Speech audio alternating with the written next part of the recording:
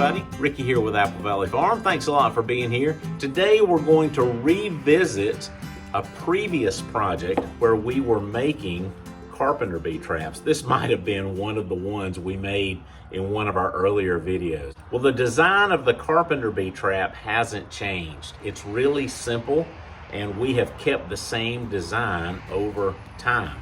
But our process has changed and hopefully gotten a little better, a little more efficient, a little more consistent. And I wanted to share that with you today. So with that, let's get started.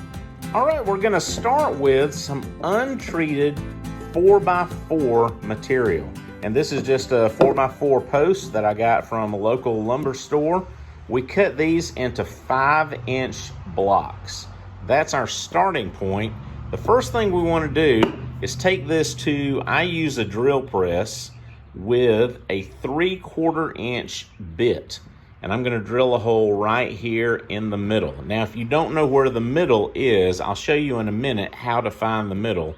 But our drill press has a jig set up so I don't have to remeasure that every time because we make a lot of them. So let's go to the drill press. So as you can see, I've got a really crude setup here with some blocks and clamps, but everything is set up just right so when I put that block in here, it will center itself right up under the bit. Now, you may have something a little more elaborate than that, but this works great for us.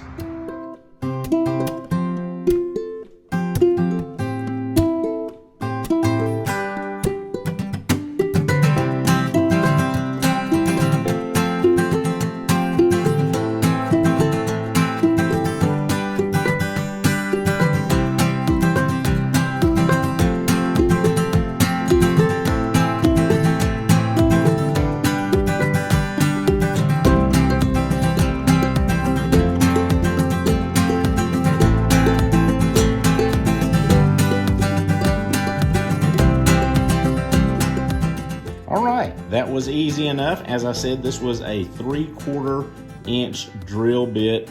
We drilled about 2 1/4 inches into this piece of wood. Now we want to mark the sides for our side holes. Now I'm doing that with a little jig that I've got so that I can measure 1 3/8 of an inch here and 1 inch here. You don't have to have a jig. If you're just going to do 1 or 2, you can use your tape measure. We do a lot of them, so we need a jig. On the same side as the hole, or the same end as the hole, I want to go in 1 inch and about the middle of this and mark that. I'll do that all the way around, okay? Now I want to go in from the side 1 3/8 of an inch because that is roughly midway. You see there?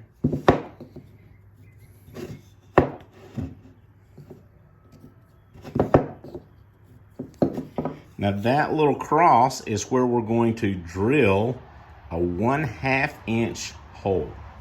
Now we're going to run our 1/2 inch hole here, angled back away from the main hole at about a 45-degree angle. And we're going to go in here until our bit intersects with that previously drilled 3/4 inch hole. Now I'm going to use a 1/2 inch spade bit.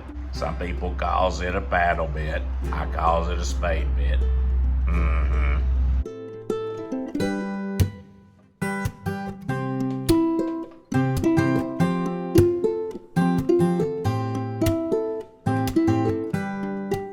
Now we'll do that all the way around.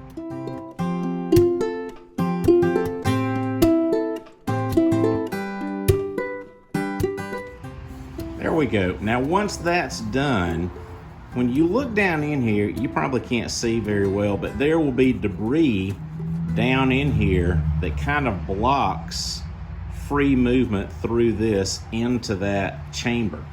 So I like to take my 1/2 inch bit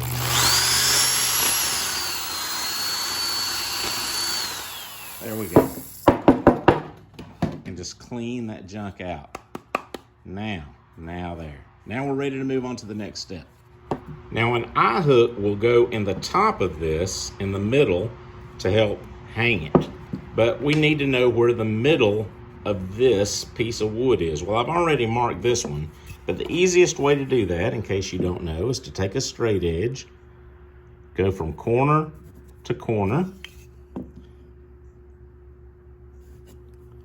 mark it, and that is the middle of this. Now I'm going to take a small drill bit, drill a hole,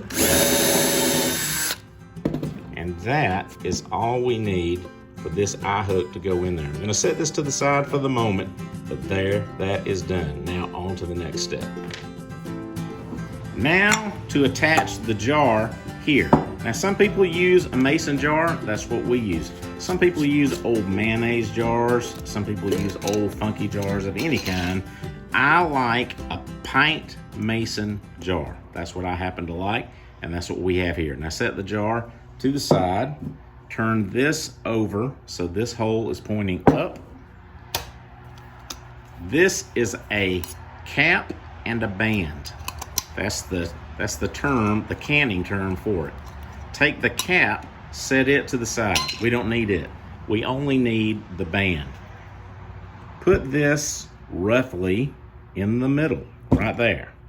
Now I'm gonna take some 1/2-inch wood screws, just two is all you need, and I'm going to put these on the inside on opposite ends of that band. There we go. It doesn't have to be pretty. Now I will say this, I like personally to run these on the corners because just in case I don't want the screw to get down into this hole right here. It probably won't, but just in case. Now that is done, and the jar is on there, and that is held in place. Now let's put our hook up here. Again, we do a lot of these, so you may not want to come up with something really special. You can just run this in by hand, and that would be fine. For us, when we're doing a whole bunch of them, I like to get a drill with a cup hook on the end of it like that. Hook that in there. Look at there, it runs it right in. It's great when you're doing like 2 dozen of them at a time. There we go, that is ready to hang. Now for us, we would sand this down really nicely, put our brand on it, and then it's gonna be ready to go. Hang these anywhere and Carpenter bees will love it. They will go up into this hole because they're opportunistic. They won't bore if they don't have to. If they can find a hole, they'll go in it. They'll see light coming up through that main shaft, go towards it, fall down in here, and then they can't get back out. All right, that's it. Thanks a lot for hanging out with us for Carpenter Bee Trap 2.0, right? I hope you enjoyed that. I hope this gives you some details, some ideas about how you can make your own Carpenter Bee Trap. If you got any questions, give me a shout. Otherwise, thanks a lot for watching. See you here next time. Take care.